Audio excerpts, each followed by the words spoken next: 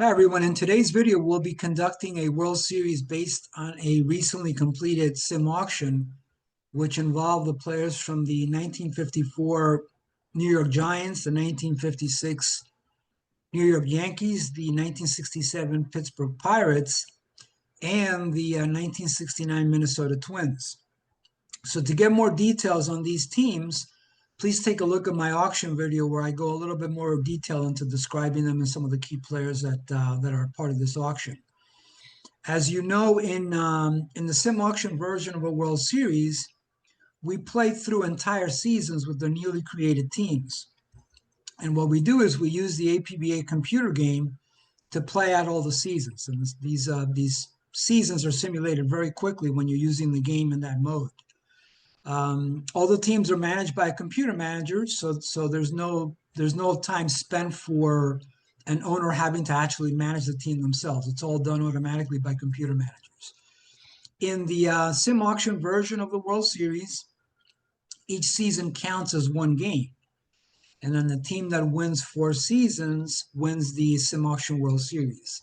So what we try to do by simulating entire seasons is we try to eliminate the randomness that is inherent in the traditional 4 out of 7 game World Series. So before we dive into the actual playthroughs of the season, let's just take a look at the teams that resulted from the auction. All right, Anthony, how about we start with your team? Let me pull that team up and let me just minimize my little window here.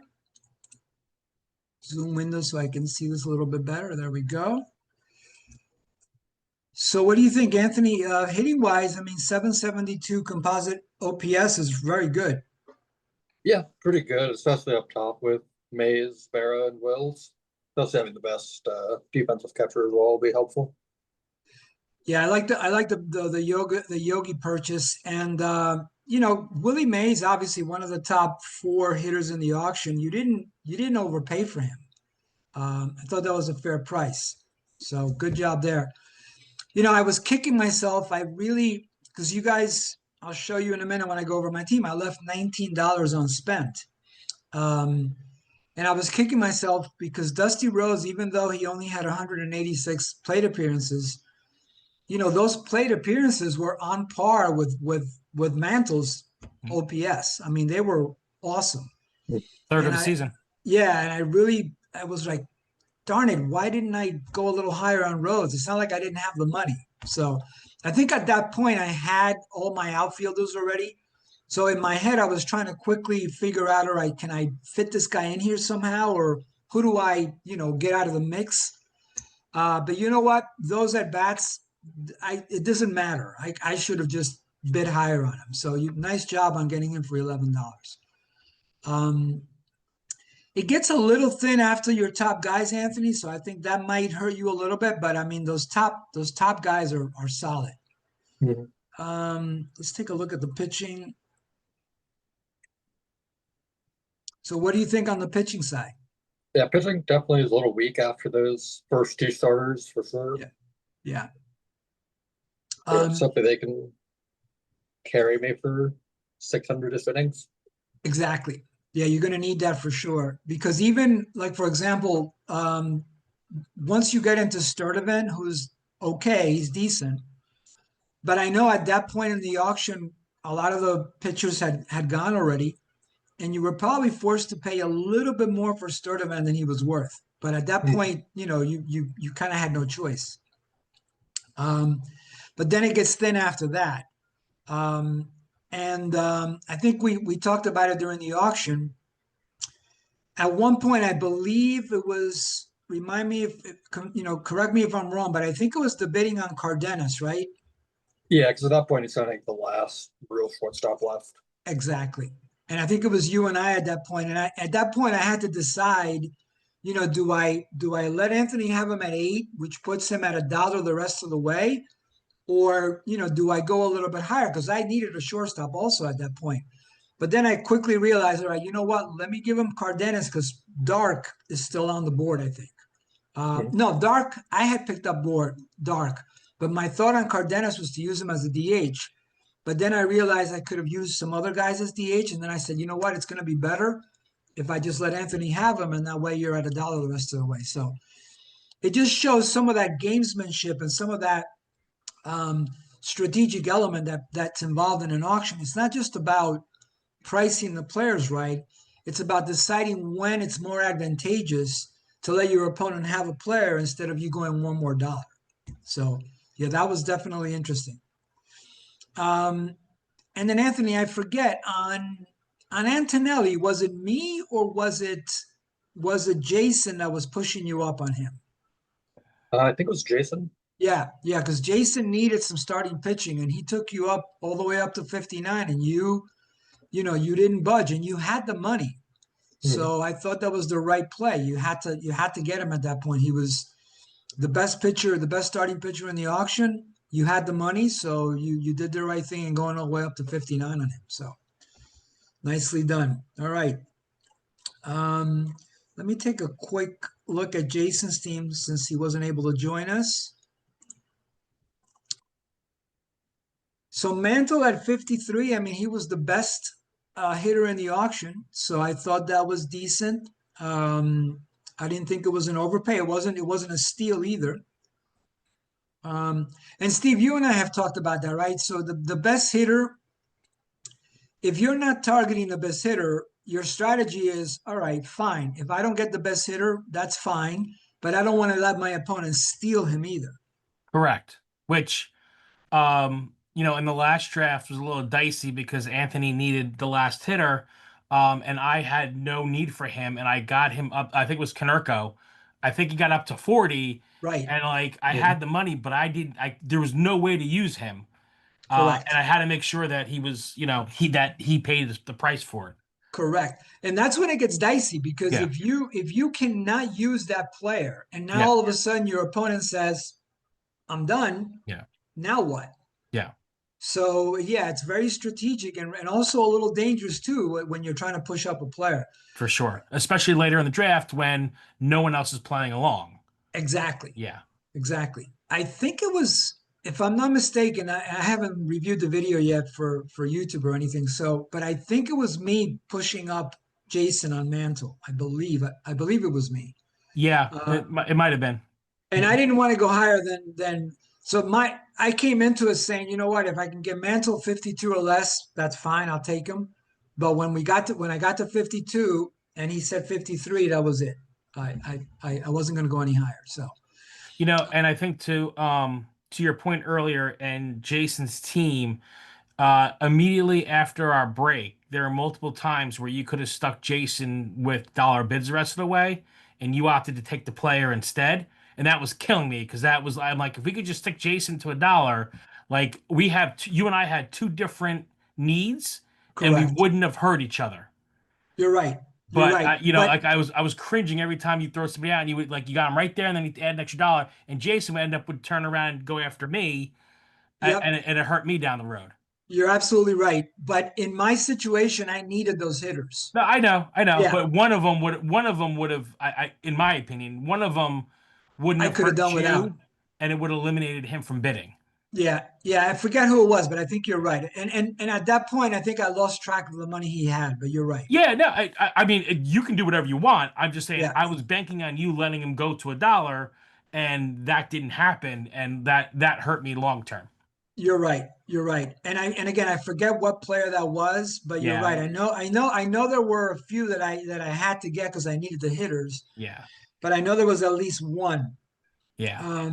And I need to remind myself because when I'm doing the auction, I need to make sure I keep an eye on this here because I'm kind of like juggling a few things, looking at my screen.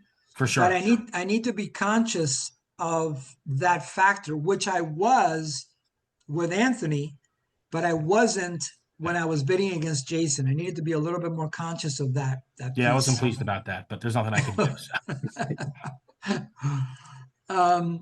So with Jason's team, it gets a little, I mean, he spent a lot on Mantle. Mueller's a very nice player, but has no power. So it definitely gets a little dicey after Mantle. And he actually ended up with I think the lowest OPS of any of the teams. And then with the pitching, I I understood it's a sort of like a novel strategy that had never been tried before. It made sense, I think, to get maybe a couple of those, $1 guys to make sure you don't overpay for them at the end. But I just thought maybe Jason went a little bit too far with that strategy because he didn't need all these guys. And he ended up benching, three of them.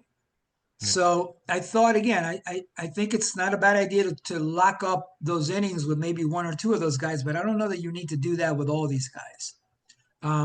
Because the other thing that's happening is he's locking up all these slots that potentially he could have used for something else. Which is why I probably didn't mind him getting some of the players because and the same thing with you, trying to mix and match the platoons. You were running out of places to put them. Correct. So I'm like, okay, well, that's like 7 less players I have to worry about. Right. Absolutely. You're right. Now he does have, he was able to get some very good pitchers, Ford, Perry, and Magley. So he's got a solid top three.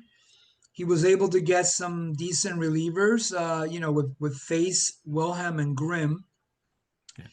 Now, where he is going to get hurt, though, is, if you look at Chance, for example, he only pitched 88 innings. So basically, he's got 3.5 starters, but 1.5 starter innings are going to be coming from, these guys. Yeah. Which is not good. No. And those guys are also going to have to put in some relief innings as well because, Face, Wilhelm, and Grimm are not going to be doing all the relief innings. No. So he's going to be getting a fair number of innings from guys that are not good. Porterfield, LaPalme, Marshall, and Cisco. So, so that's I'm sorry, Carlos. I thought you had it right, and I was going to say it the other way, and then I realized, as I was saying, it's Cisco Carlos. Yeah, I want to call him Carlos Cisco, but it's Cisco Carlos. Either way, we know who it is. But yeah, so that's where I think the two issues that are going to impact this team are going to be it gets thin after Mantle, and it gets thin after his top 3 starters and his top 3 relievers. So, and then Steve, we're over to you. What's the analysis? I like my hitting. The two things that stood out to me, Gil McDougald, which I wanted, and I know he was fine value-wise. I didn't want to spend that much money on him, but I wanted to keep him away from Anthony, and I needed a shortstop or a flexibility player. It's funny that you bring him up because when I was looking at your everybody's teams earlier, that's the one guy I seized on. I thought maybe you paid a little bit too much for him. Yeah, it was Anthony drove up the price, and I needed a shortstop, and I'm like, well, if I don't use him at shortstop, I can use him somewhere else. Right. And I probably wanted to stop at 20, and we got to 22, and I went one more, and I was hoping that he would bite, and he didn't, and I mean, again, I needed a shortstop, and his numbers are fine, but he was the one guy, and then well, he was the best shortstop. For sure. I understand, I got the guy, but I could have gotten Al Dark for half of that. Correct. And been just fine.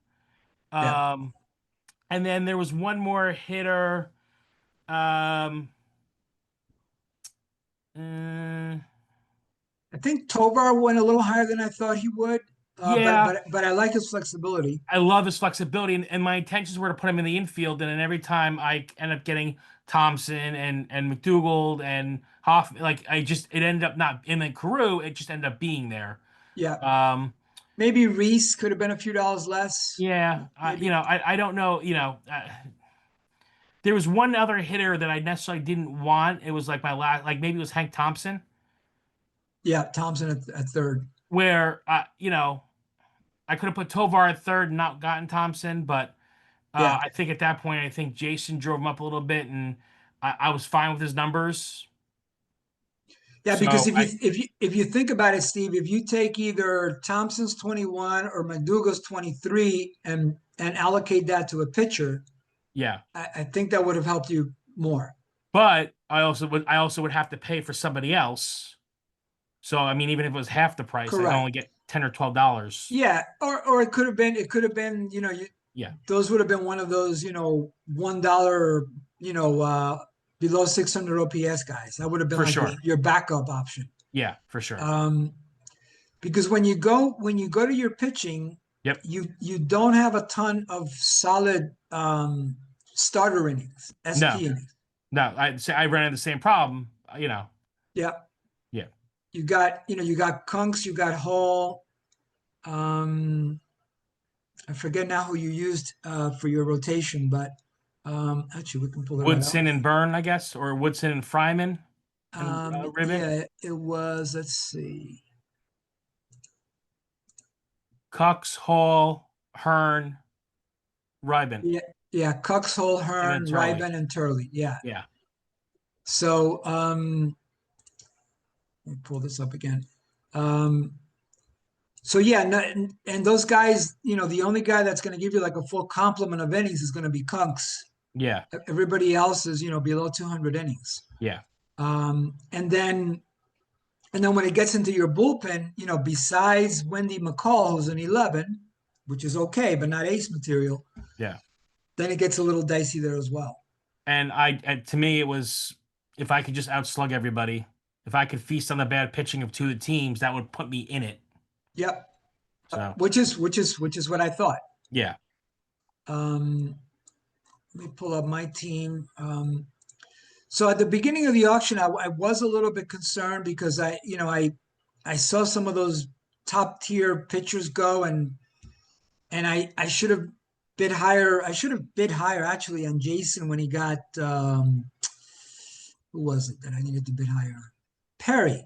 I thought Perry is like, what, I said, what were you thinking about? You could have gone a couple of more dollars on him. Now, mind you, Jason could have gone higher as well, but I thought at 39, I could have probably taken him up a few more dollars. But I still ended up, actually, since I'm talking about pitching, we'll start with that and we'll go back to the top. But I'm still happy with the rotation I got. Cat, who's a lefty. There were a lot of lefties in this auction. Gomez, I like. Sisk. I actually ended up benching a $12 player because since so much money had left the earlier part of the auction, I was able to get some really significant bargains on, well, the guy that I basically replaced for Veal would be this guy Lytle, who is better, and I got for $5. Who I wanted, and I ran out of money. Yep. Yeah. So basically, that's why I decided to bench Veal, because I didn't want my micromanager to have too many options and use him when I don't want him to be used. And then where I really think the difference maker for my team actually is going to be this. And I highlighted all these guys in green that I thought I got significant profit on. Yeah. Pernaski for 9, Larson for 7, Grissom for 7, Miller. I mean, I ended up getting 3 out of the top 4 relievers, which was not in my game plan at all. But, at the end, there just wasn't money left, and I was the one with the money. So I was able to get these guys that are, pretty good. I mean, you're talking about a 18, 17, McBean's a 15, even Miller at 11 with Aziz pretty good. So Yeah. that I thought was huge for my team, getting that kind of profit at the end, because even though I left $19 unspent, when I tabulated the profit that I thought I got on these guys, even when you subtract the $19 I didn't spend, there's still leftover profit there. And that was my other issue with the draft. Anthony kept throwing those guys out even though he was on dollar bids. So they're coming out early. It's like, why are you throwing them out? You can't get them. Leave them alone. Go get the guys you need. So that hurt me too. Like, because I didn't have money at that point to beat you for them. If you had spent your money because you already had 1,500 innings and needed hitting, if you would have gotten the hitting that you needed, I would have been able to get some of those relievers. Good point. It didn't happen. Yeah. On the hitting side, I wanted to get one of the top hitters, whether, I wasn't too choosy on whether it was Mantle, Killebrew, Mays, or Clemente, but I wanted one of the top hitters and I didn't want to overpay. And I think I got Killebrew at a fair price. I didn't get a bargain or anything, but I liked the 41 was fine. And I like the flexibility of either being able to play him at first or third. Now, obviously, when you get that high dollar guy, you're going to need to have some guys to back him up because he's not going to be able to do it all by himself. No. I thought I got a good deal on Alou at 8. Yep. Um, Pops for sure. Stargell, I liked at 15. Dark at 7 was nice. Bauer, not great OBP, but nice power. You should never have gotten Bauer. Yep. Bauer, I thought was critical. You should never have gotten Bauer, and I Yep. think that was the linchpin for the rest of the draft. And I didn't say who it was, but at the time I was like, Bauer's going to be the problem.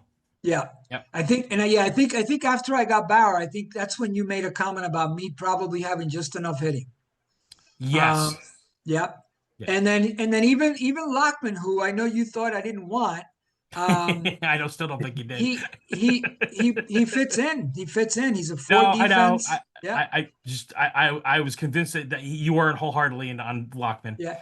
I mean, I didn't target him or anything, but at that stage of the game, it fit. Yeah. Four defense, only a 1 platoon, so that it worked. 16 homers. And then I was happy to get Slaughter. Yep. And Allison as complimentary pieces. Yep. $6 for like $750. Yeah. Yeah. So basically, I ended up getting enough hitting, which I wasn't sure I was going to be able to get, but it kind of played itself out nicely. Yeah. So yeah. Mm-hmm. Yeah. So anyway, that is a wrap on the analysis. We'll get into the simulations. Let's see.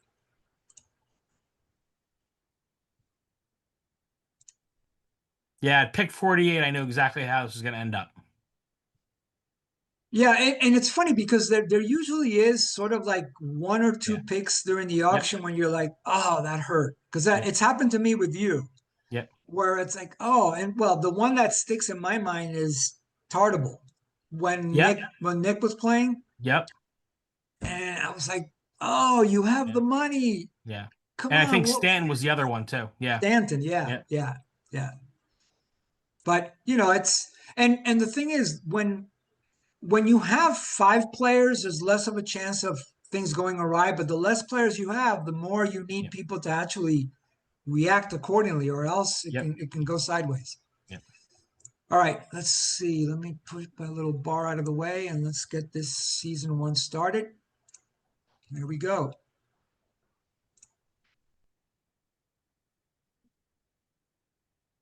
All right, 2-1, good start for me. 3-1. Yeah. I think instead of scrolling all the way, I'm just going to keep it right here. Yeah. I think with 5 teams, I usually scroll. So Steve's right there with me. Anthony and Jason falling back a little bit.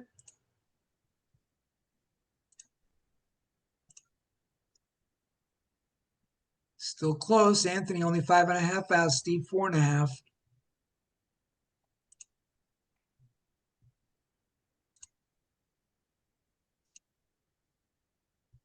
Opening it up a little bit. I win 3. Steve, you lose 4 in a row. Probably not helpful. Nope. That's just lack of pitching. Yeah. Opening it up quite a bit now. Yeah. And that's where it's over. Yeah. And I think we'll review the first and the last season just so you guys can get some perspective. I'm going to have to bail by 9, Andy, just so you know. That's perfectly fine. I have to jump on a call for some stupid stuff.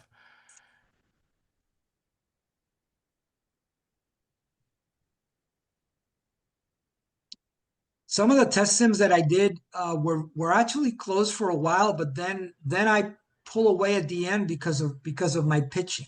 And the lack everyone else had, yeah. Exactly. So my pitching kind of stays steady, and then everybody starts to chip away at those really bad innings. Yeah. And it makes a huge difference. 109 games played. Anthony is in second. Steve and Jason are probably out of it at this point. Magic number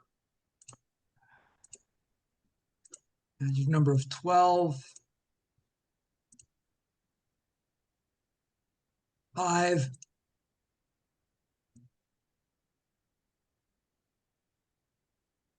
149 played. And let's see, we have at least one rain out. Steve, one other thing I forgot to mention earlier, I thought you cut it a little bit too close with the innings, because remember, Yeah. It's, since the formula is based on batters faced, Yes. when you have pitches that are not graded highly, Just they're say gonna good. they're gonna get to those batters face limits very quickly. Yeah. And then the sim manager has to use them regardless. Yeah. And that's when they're gonna just get destroyed. Remember, if you remember correctly, though, while you were hyping these guys up, I was saying I'm less enthusiastic about them than you were for their value. True. That is true. And in this particular auction, it was kind of, it was a one-off because, Jason pretty much, grabbed them all. Yes. But in your case, I think you would have been better off closer to 1,500 innings, Yeah. not 1,400. Yeah. All right, final tally on this one. All right, let me log this.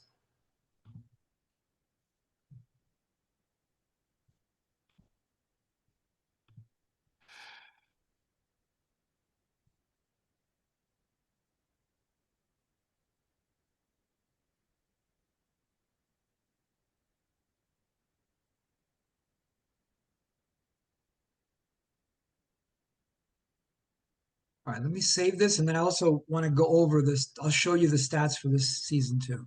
Let me. You can see the yellow screen? Yes. Okay, perfect. So this is going to be the pitching stats. So Anthony, you got your money's worth on Antonelli. He was not the problem. You got 310 innings out of him. Yeah, him and Boswell as well. Yeah, those guys delivered what they should have delivered. Nice job. Antonelli in real life pitched 258, so you actually got like 50 extra innings out of him because, again, it's based on batter's face. So tremendous job by Antonelli. Let's see. Ford did a nice job for Jason. Gomez did a nice job for me.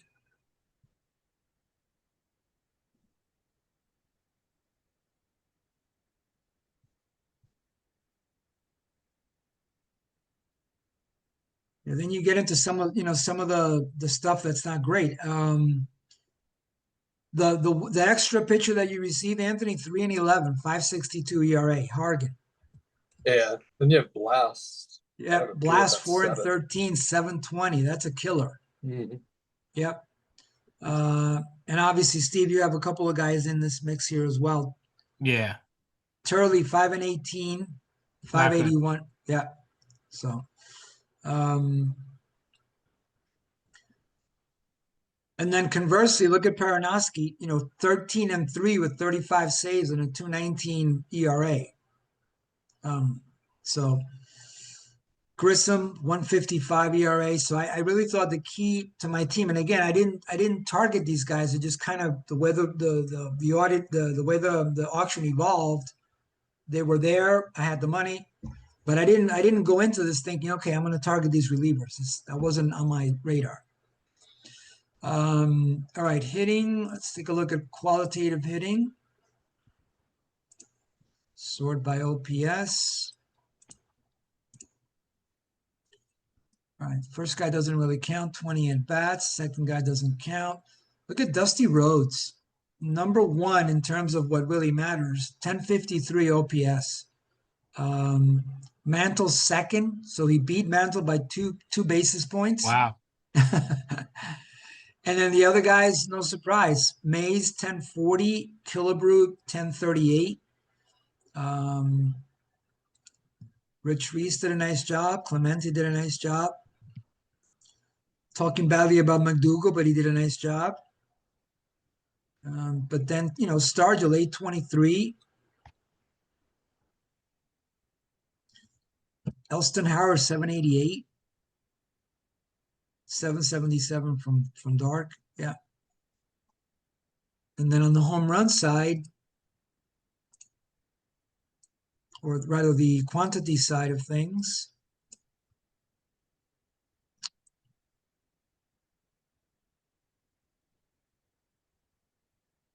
Killebrew, 51 homers. Mantle and Mays right there. Wow, look at Mays. 32 doubles, 14 triples, 41 homers. Actually had the most total bases. And here's where you were talking about on Bauer, Steve. Yep. 25, 11, 19 for $7. Not bad. Yep. Again, I know we weren't even at lunch yet, but I knew that was the tipping point. I agreed. That was a key piece there. And then the summary, which is always very, very instructional. So on the hitting side, again, even though if you look at it in a vacuum, you absolutely have the most hitting. But then when you start to look at the interplay of who you're facing, who my hitters are facing, we ended up being very close in hitting. 421 to 418, 340 to 334. And so in terms of runs scored, we were almost identical, 806 to 805. And then obviously the big difference is going to be the pitching. So 342 ERA, and then so it's a 68 basis point difference. Just go over to Jason. This was kind of an anomaly on the defense. And most of the sims that I did, I was not first in defense, so I'm not sure what happened there. I was either third or last. So that's kind of a bit of an anomaly. But the pitching obviously was the difference, specifically the relief pitching. So I have 52 saves compared to everybody else. Actually, 35, 51. So my team had more saves than the other three teams combined. So the relief pitching, I think, was, I would say if I had two keys, it would be the relief pitching that I had and Bauer. All right, let's skip to season 2.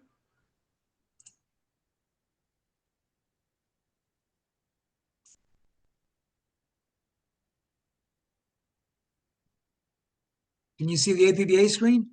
Yep. Okay, great. Let me wipe out these stats and we'll get to season 2.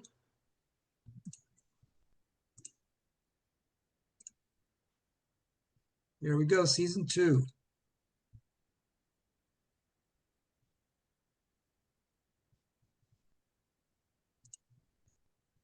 Very early going. Jason in first, Steven second. I'm in last. 10 games in.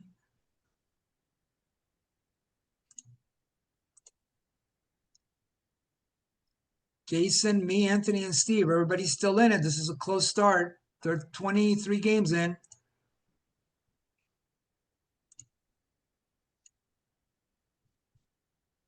I jump ahead now. 22 and 15, 37 games played.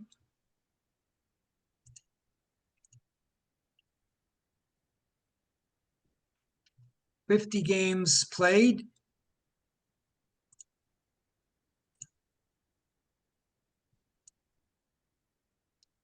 $62 games played. This is a little bit of a pattern that I saw in some of the sims. Again, as we get deeper into the season, my pitching kind of stays steady, and some of your worst pitchers start to get hit hard. 3-game losing streak for me. Back to 13 over Jason.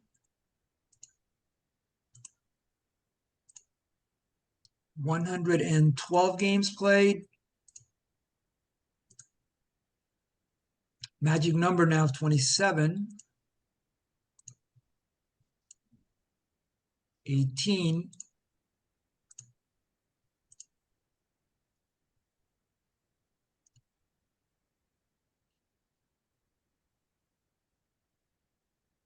All right, that's it for season 2, and no rainouts. Final tally on season 2. 92 and 70. Jason ends up second, Steve third, Anthony fourth. Let's log this info.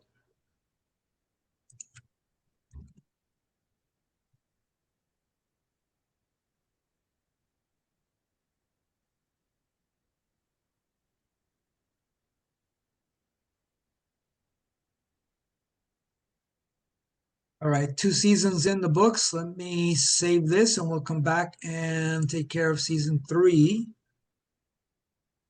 Season 2 is saved. Let's go back, wipe out these stats and take care of season 3.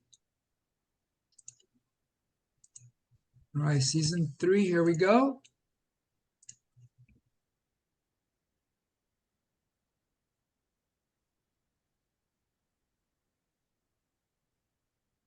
Let's take a look at the very early going here. Jason in the lead. I'm second, Steve third, Anthony fourth. Everybody's still in it early on, 18 games played.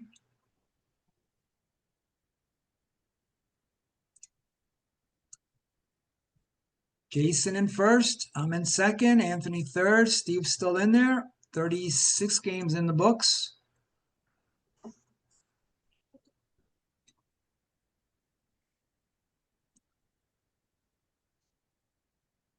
Jason opening up now 4.5 over Anthony. I'm actually in third. Steve is fourth. Jason opening up a lead, 6-game lead, 7-game lead over me, 6 over Anthony, 67 games played.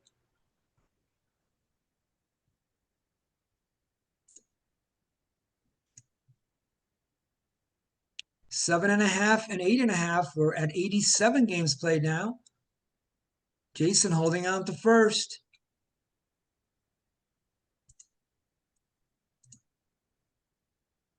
I cut into it a little bit, 6.5-game lead, but he's still solidly in first. And Anthony falling back. I mean, how this is going to end. 2-game lead now. There it is. Yep, it's this usually a trend that I've seen. It might not happen this season, but I've seen it in the Sims. 1.5, but 35 magic number. Steve, you cut in some. You made some ground. 7 out.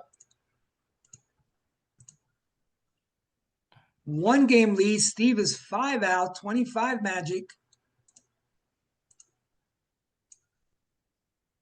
There we go. Yeah, that's what I've seen.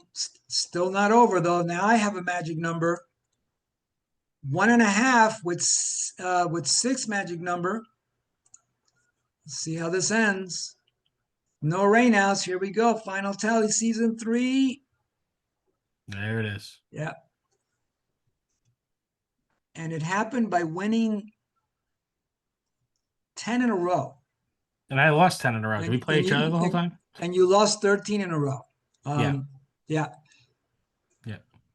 And actually, I can illustrate what I was telling you about before with the shortage of innings. Yeah. More than likely, some of you guys just were forced to take a beating.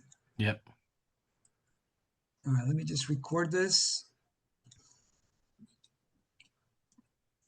And Anthony, similar scenario with you. Some, as the season progressed, some of those lower inning guys just started to get beat up. Mhm.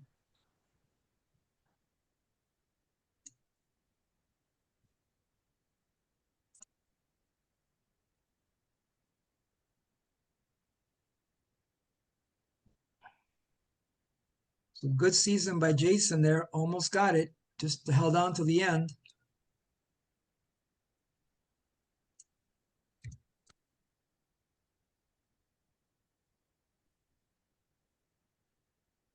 Let me just look at one box score here, Steve. Look at actually, this is the beginning. Let's look at the very end. Oof. So that, yeah. Look at Wednesday. Yeah. 22-11. So basically, Kunks was probably the best option that was out there available. Yeah. And he's basically forced to just stay in there and get demolished. He was a 20-game winner, though.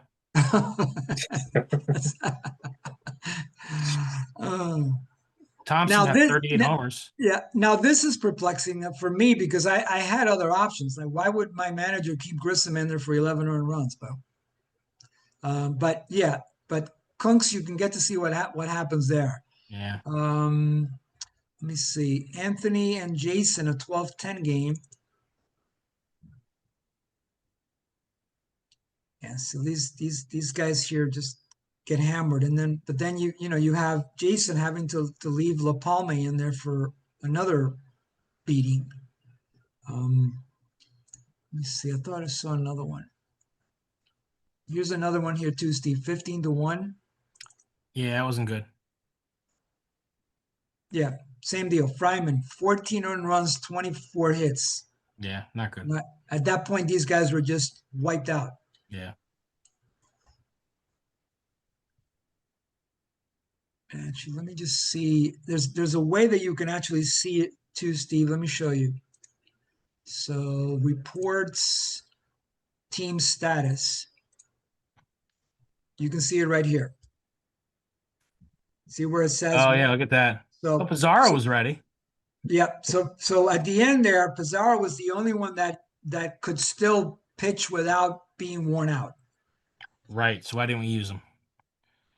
He might have been used, or I'm not really sure why they didn't use him, but really there were no other options. No, that's true. Yeah. That's true. Let me take a look at my team and Anthony's team. So Anthony, at the end there, because Anthony, you had a few more innings than Steve. Let me see what the status was of your team at the end there. So worn out is the worst rating. Tired is right below that. Mhm. So Anthony was a little bit better. He didn't have anybody that was rested or ready, or actually one ready, Kreider, but everybody else was also worn out or tired. And then my team, let me see if there's any difference there. There should be some difference because I have more innings available.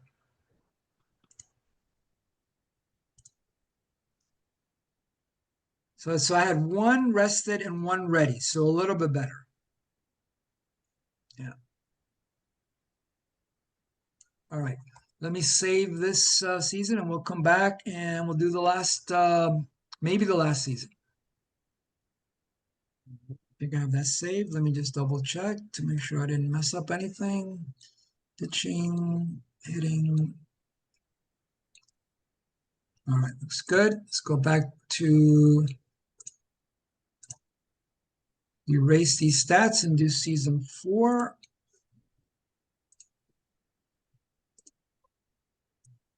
All right, season 4, here we go.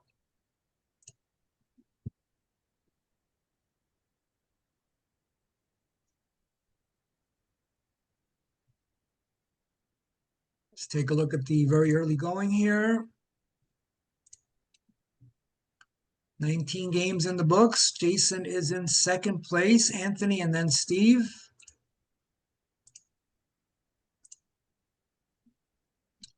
"31 games in.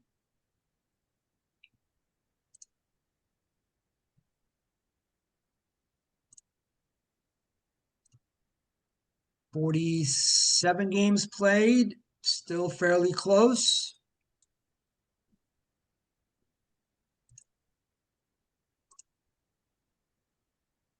Very close now. Anthony only 5 out. Jason 1.5 out.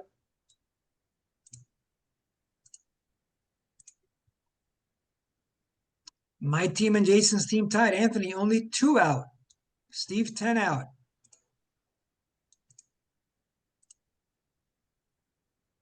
Jason half a game. Anthony still right there, 4.5 out. 90 games played.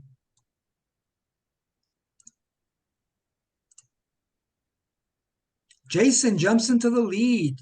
2 over me. Anthony's still right there at 6.5. Steve 9.5 out only. Jason has a magic number now. 2-game lead over me. Anthony falling back a little bit.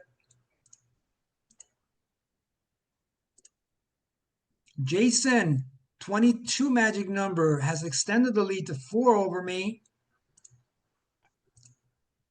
Magic number of 12, 2.5 out. Yeah, this is gonna end. There you go. Yep. Still not over, but I've seen this before.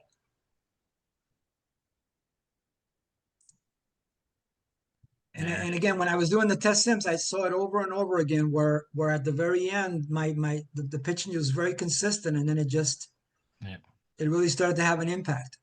Yep. All right, I have to hop on a call for school for my class. You got it, Steve. Thank you. All right, thanks, I'll guys. send the summary see either you. later tonight or tomorrow. Thank Sounds you. good. Have a good night, All everybody. right, we'll chat during the week. All right, Okay. bye. All right. Anthony, we'll take a look at the stats for this last season.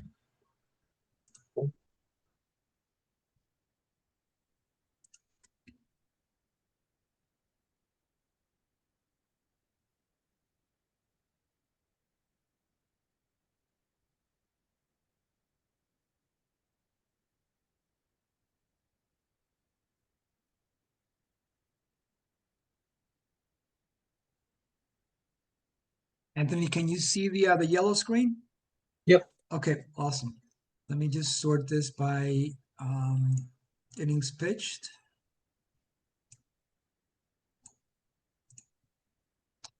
Yeah, again, Antonelli was a stud. If you could have just had somebody, I think, besides Antonelli and Boswell, if you could have had just a third solid guy, I think it would have made a big difference. But again, the money's got to come from somewhere, so that's the challenge. Yeah. Yeah, but Antonelli, I mean, it's funny because I wasn't targeting relief. I actually did want Antonelli, but he just got a little bit too pricey for me. But he was definitely the best starter in the entire auction. Great job by him. And Boswell gave you a decent performance there as well. I'm going to pull up your team specifically in a second so we could just dissect it a little bit more. But great job by Antonelli. Let's see, on the hitting side,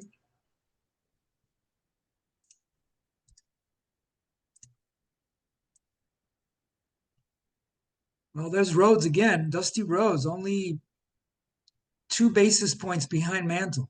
I mean, again, I kicking myself for not going a little bit higher on Rhodes. Yeah, especially with the 200 plate appearances. Absolutely. I Going mean, overs. he's basically you're getting let's see, you're getting a third of Mantle's numbers for $11. Yeah, really can't do much better than that. Yeah, that's incredible because you paid Jason paid 53 for Mantle. If you extrapolate Rhodes, if you multiply it by 3, that would be for $33. You're kind of getting Mantle's numbers. Killebrew, nice job at 997 OPS, and obviously Mays, great job there as well.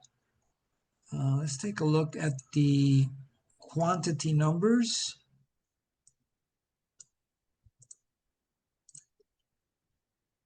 And no surprises there. Again, it's either going to be Killebrew or Mantle usually. And once in a while, from the test sims I did, Mays would jump in there at number 1. But as Steve brought it up, this was a big factor for my team, Bauer, because I needed some people behind Killebrew, and Bauer delivered for $7. So yeah, he was definitely a guy I was wanting to get, but just didn't have the money at that point, I think. Yeah. So, all right. And I was concerned when I got Killebrew. I saw how all the money was just sort of like being focused on hitting. I really wasn't sure I was going to be able to get any supporting players. I'm lucky that I did. Mm-hmm. Let's see. Let's look at the summary. So in this particular season, my team and Jason's team were very, very close in pitching. And then on the hitting side, I actually had the best hitting. When you look at the OBP 337 and the slugging at 408, that's 745 compared to Steve's 740, tied the same, 745, 745. So even though on paper Steve had the best hitting, when you factor in the fact that his hitters were facing my pitchers, my hitters were facing less than optimal pitching. That's what created the disparity, and that's what made my hitting show up a little bit higher than it would have on paper. Let's bring up your team real quick here.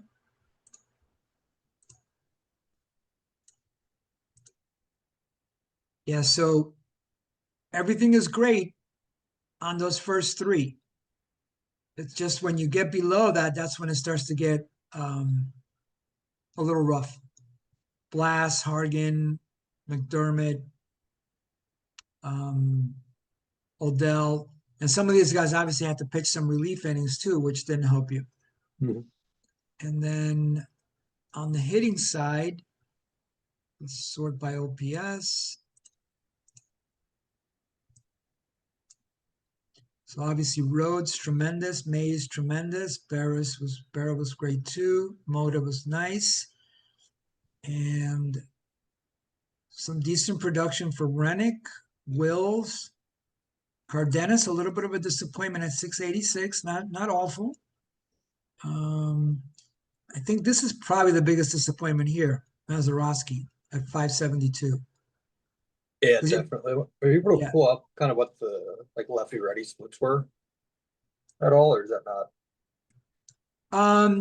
You won't see it. No, you won't. You really won't see it. And see, the lefty righty split that can be misleading because keep in mind that the APBA game sort of like bakes all that into the ratings. Gotcha. So the one thing you want to factor on is not so much what you might find in Baseball Reference. Just focus on their platoon factor. If they have a platoon factor, that's what you want to focus on. So, for Okay. example, if a guy's a lefty and has a platoon factor of 5, you need to keep that in mind because he's going to bump up every single lefty starter. So for your next auction, focus on platoon factors more than on what you might see in Baseball Reference in terms of their splits. Gotcha. Because it makes a lot of sense then with Mazeroski with that 3. Yeah. Yeah. All right. Let me stop sharing my screen here. Anthony, thank you very much for being part of it. I mean, I know obviously, you want to win, but I just hope you have fun no matter what. Oh yeah, it's a great time. It's challenging. It's challenging to get this right, to get the formula right. It really is. And every auction is different. If you've seen that, every auction sort of like goes in a different direction depending on who's playing. But it's funny because the more you play with certain players, the more you realize certain tendencies. Like you can already see, for example, there's players that like Jason. It seems like Jason will want to get that pitcher, and he'll bid up the pitcher. Steve, you don't know exactly what he's going to do. And I'm sure there are tendencies that I show that I don't want to share with you guys, but that I probably give away even if I don't want to, because even if you don't want to show a pattern, inevitably a pattern emerges. Yeah. But Definitely. it's pretty cool. Are you up for another one? Yeah, I'd be down for whatever. All right. Keep in mind too, if you ever think of because sometimes it's hard to get people to do it on the weekend. Mhm. But if you ever wanted to do, a 3-man auction, during the week, like you've already done one of those, 2 of those, I think, actually. I Yeah. can't remember now. Is it 2, 1 or 2? I think just the one that Yeah. with the White Sox Yeah. team. Yeah. Because during the week, 3 people can easily do one starting at 7. So, Mhm. and again, I don't know what your work schedule is, but certainly if you ever think of coming up with a team that you want to throw into an auction, we could do a 3-man auction during the week. All right, sir. Well, a big thank you. I appreciate you doing this, and I'll give you a heads up as soon as I either set up the next auction or the draft that I'm thinking of, the 94 draft. Well, sounds good. Thanks for All hosting right. everything. Thank you. Take care, Anthony. You too. All right. Bye-bye. Bye.